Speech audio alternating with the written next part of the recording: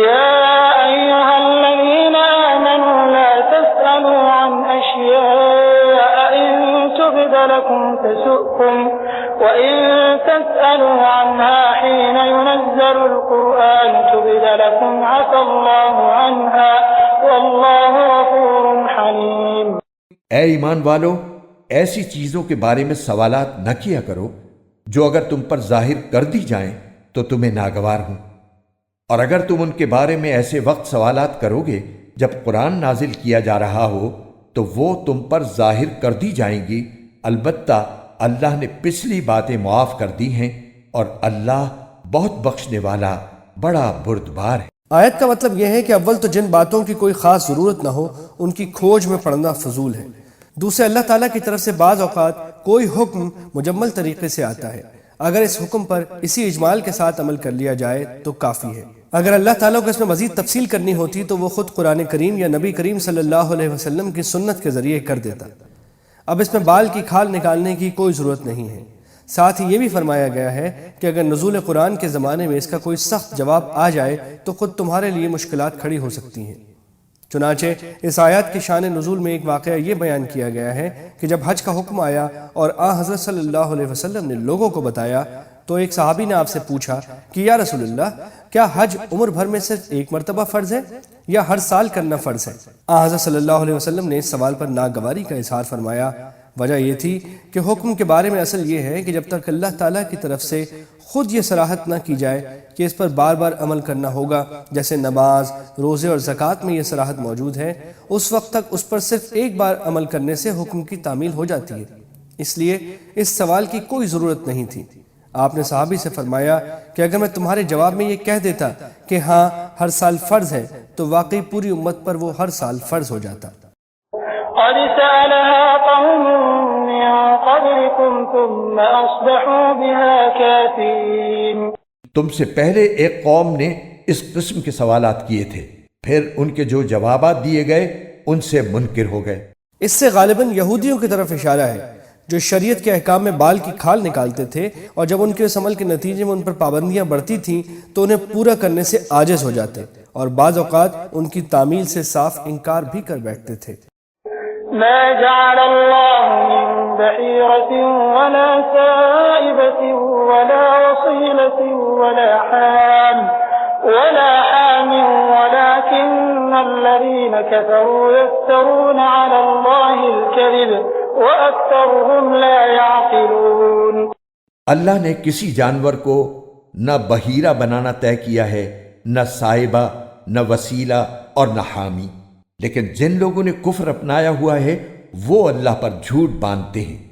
اور ان میں سے اکثر لوگوں کو صحیح سمجھ نہیں ہے۔ یہ مختلف قسم کے نام ہیں جو زمانہ جاہلیت کے مشرکین نے رکھے ہوئے تھے۔ بحیرہ اس جانور کو کہتے ہیں جس کے کان چیر کر اس کا دودھ بتوں کے نام پر وقف کر دیا جاتا تھا۔ سائبہ وہ جانور تھا جو بتوں کے نام کر کے آزاد چھوڑ دیا جاتا تھا، اس سے کسی قسم کا فائدہ اٹھانا حرام سمجھا جاتا تھا۔ وسیلہ اس اونٹنی کو کہتے تھے جو لگاتار مادہ بچے جنے، بیچ میں کوئی نر نہ ہو، ایسی اونٹنی کو بھی بتوں کے نام پر چھوڑ دیتے تھے۔ اور حامی وہ نر اونٹ ہوتا تھا جو ایک خاص تعداد میں جفتی کر چکا ہو، اسے بھی بتوں کے نام پر چھوڑ دیا جاتا تھا۔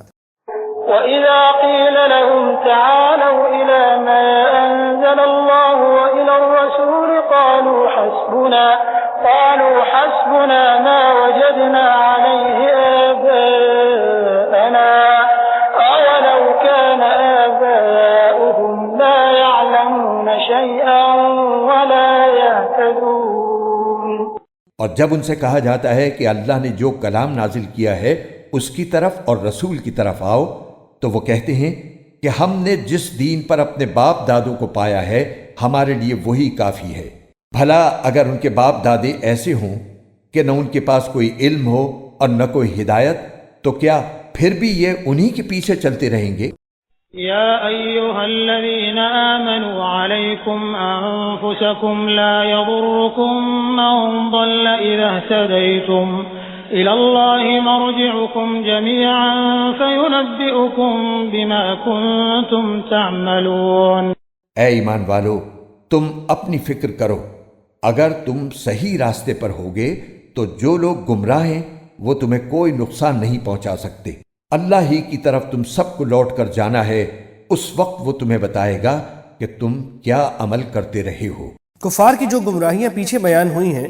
ان کی وجہ سے مسلمانوں کو صدمہ ہوتا تھا کہ اپنی ان گمراہیوں کے خلاف واضح دلائل آ جانے کے بعد اور حضرت صلی اللہ علیہ وسلم کی طرف سے بار بار سمجھانے کے باوجود یہ لوگ اپنی گمراہیوں پر جمے ہوئے ہیں۔ اس آیت نے ان حضرات کو تسلی دی کہ تبلیغ کا حق ادا کرنے کے بعد تمہیں ان کی گمراہیوں پر زیادہ صدمہ کرنے کی ضرورت نہیں اور زیادہ فکر خود اپنی اصلاح کی کرنی چاہیے۔ لیکن جس بلیغ انداز میں یہ بات ارشاد فرمائی گئی ہے اس میں ایک تو ان لوگوں کے لیے ہدایت کا بڑا سامان ہے جو ہر وقت دوسروں پر تنقید کرنے اور ان کے عیب تلاش کرنے میں تو بڑے شوق سے مشغول رہتے ہیں مگر خود اپنے گریبان میں منہ ڈالنے کی زحمت نہیں اٹھاتے۔ ان کو دوسروں کا تو چھوٹے سے چھوٹا عیب آسانی سے نظر آ جاتا ہے مگر خود اپنی بڑی سے بڑی برائی کا احساس نہیں ہوتا۔ ہدایت یہ دی گئی ہے کہ اگر بالفرض تمہارے تنقید صحیح بھی ہو اور دوسرے لوگ گمراہ بھی ہوں تب بھی تمہیں تو اپنے اعمال کا جواب دینا ہے، اس لیے اپنی فکر کرو اور دوسروں پر تنقید کی فکر میں نہ پڑو۔ اس کے علاوہ جب معاشرے میں بدعملی کا چلن عام ہو جائے تو اس وقت اصلاح کی طرف لوٹنے کا بھی بہترین نسخہ یہی ہے کہ ہر شخص دوسروں کے طرز عمل کو دیکھنے کے بجائے اپنی اصلاح کی فکر میں لگ جائے۔ جب افراد میں اپنی اصلاح کی فکر پیدا ہوگی تو چراغ سے چراغ جلے گا اور رفتہ رفتہ معاشرہ بھی اصلاح کی طرف لوٹے گا۔ يا أيها الذين آمنوا شهادة بينكم إذا حضر أحدكم الموت حين الوصية اثنان ذوى عدل منكم أو آخران من غيركم إن أنتم ضربتم في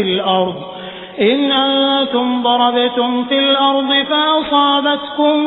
مصيبة الموت تحبسونهما من بعد الصلاة فيقسمان بالله إن ارتبتم لا نشتري به ثمنا ولو كان ذا قربى ولا نكتم شهادة الله إنا إذا لمن الآثمين۔ اے ایمان والو، جب تم میں سے کوئی مرنے کے قریب ہو تو وصیت کرتے وقت آپس کے معاملات طے کرنے کے لیے گواہ بنانے کا طریقہ یہ ہے کہ تم میں سے دو دیانت دار آدمی ہوں جو تمہاری وصیت کے گواہ بنے، یا اگر تم زمین میں سفر کر رہے ہو اور وہیں تمہیں موت کی مصیبت پیش آ جائے تو غیروں یعنی غیر مسلموں میں سے دو شخص ہو جائیں۔ پھر اگر تمہیں کوئی شک پڑ جائے تو ان دو گواہوں کو نماز کے بعد روک سکتے ہو اور وہ اللہ کی قسم کھا کر کہیں کہ ہم اس گواہی کے بدلے کوئی مالی فائدہ لینا نہیں چاہتے، چاہے معاملہ ہمارے کسی رشتہ دار ہی کا کیوں نہ ہو، اور اللہ نے ہم پر جس گواہی کی ذمہ داری ڈالی ہے اس کو ہم نہیں چھپائیں گے، ورنہ ہم گناہگاروں میں شمار ہوں گے۔ یہ آیات ایک خاص واقعے کے پس منظر میں نازل ہوئی ہیں۔ واقعہ یہ ہے کہ ایک مسلمان جس کا نام بدیل تھا تجارت کی غرض سے اپنے دو عیسائی ساتھیوں تمیم اور عدی کے ساتھ شام گیا۔ وہاں پہنچ کر وہ بیمار ہو گیا اور اسے اندازہ ہو گیا کہ وہ بچ نہیں سکے گا، چنانچہ اس نے اپنے دو ساتھیوں کو وصیت کی کہ میرا سارا سامان میرے وارثوں کو پہنچا دینا۔ ساتھ ہی اس نے یہ ہوشیاری کی کہ سارے سامان کی ایک فہرست بنا کر خفیہ طور سے اسی سامان کے اندر چھپا دی۔ عیسائی ساتھیوں کو فہرست کا پتہ نہ چل سکا۔ انہوں نے سامان وارثوں کو پہنچایا مگر اس میں ایک چاندی کا پیالہ تھا جس پر سونے کا ملمہ چڑھا ہوا تھا اور جس کی قیمت 1000 درہم بتائی گئی ہے، وہ نکال کر اپنے پاس رکھ لیا۔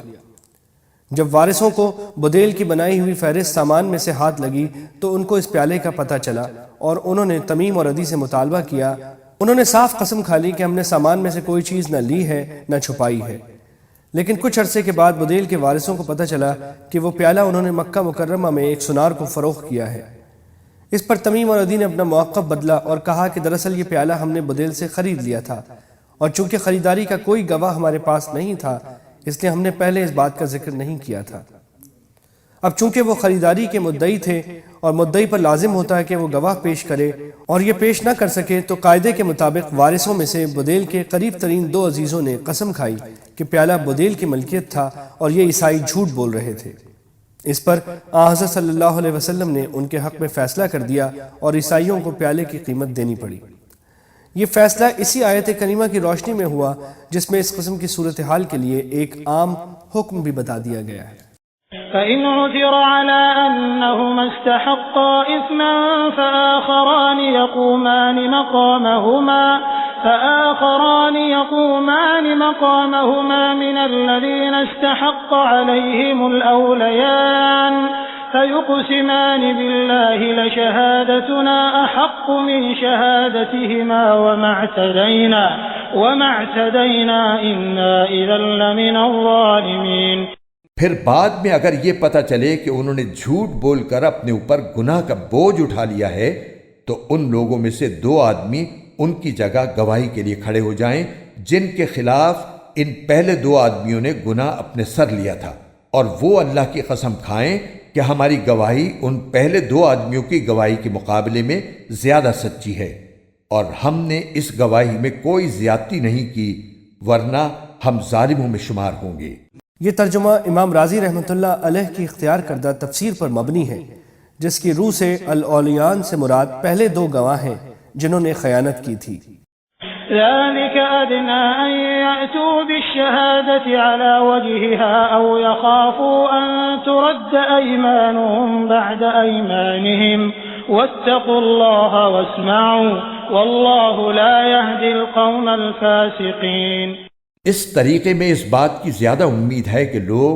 شروع ہی میں ٹھیک ٹھیک گواہی دیں، یا اس بات سے ڈریں کہ جھوٹی گواہی کی صورت میں ان کی قسموں کے بعد لوٹا کر دوسری قسمیں لی جائیں گی جو ہماری تردید کر دیں گی،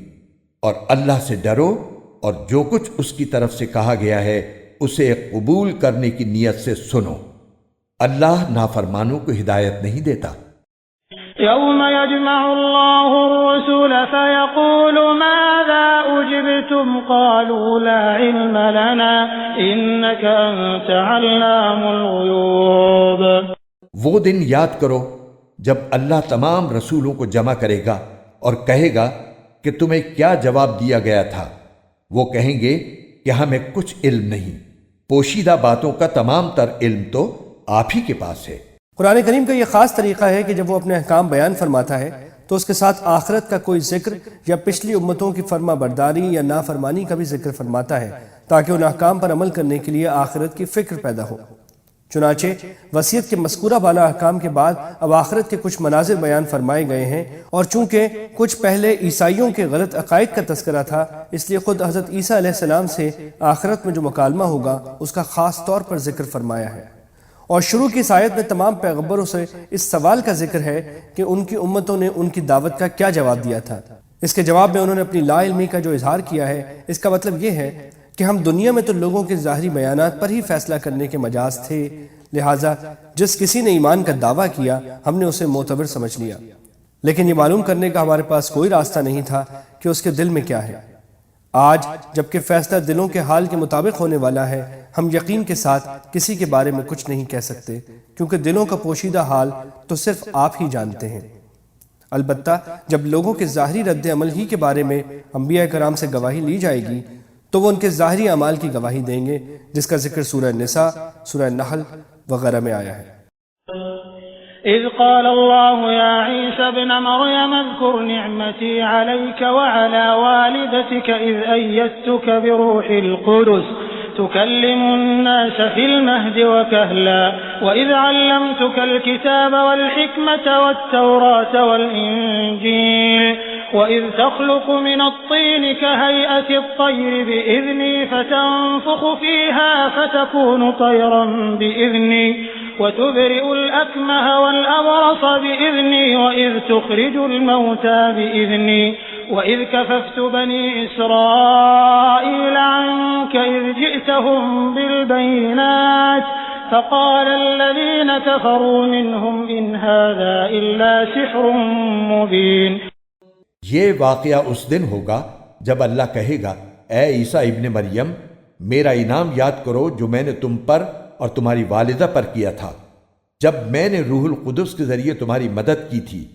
تم لوگوں سے گہوارے میں بھی بات کرتے تھے اور بڑی عمر میں بھی، اور جب میں نے تمہیں کتاب و حکمت اور تورات و انجیل کی تعلیم دی تھی، اور جب تم میرے حکم سے گارا لے کر اس سے پرندے کی جیسی شکل بناتے تھے، پھر اس میں پھونک مارتے تھے تو وہ میرے حکم سے سچ مچ کا پرندہ بن جاتا تھا، اور تم پیدائشی اندھے اور کوڑھی کو میرے حکم سے اچھا کر دیتے تھے، اور جب تم میرے حکم سے مردوں کو زندہ نکال کھڑا کرتے تھے، اور جب میں نے بنی اسرائیل کو اس وقت تم سے دور رکھا جب تم ان کے پاس کھلی نشانیاں لے کر آئے تھے، اور ان میں سے جو کافر تھے انہوں نے کہا تھا کہ یہ کھلے جادو کے سوا کچھ نہیں۔ تشریح کے لیے دیکھیے سورہ بقرہ۔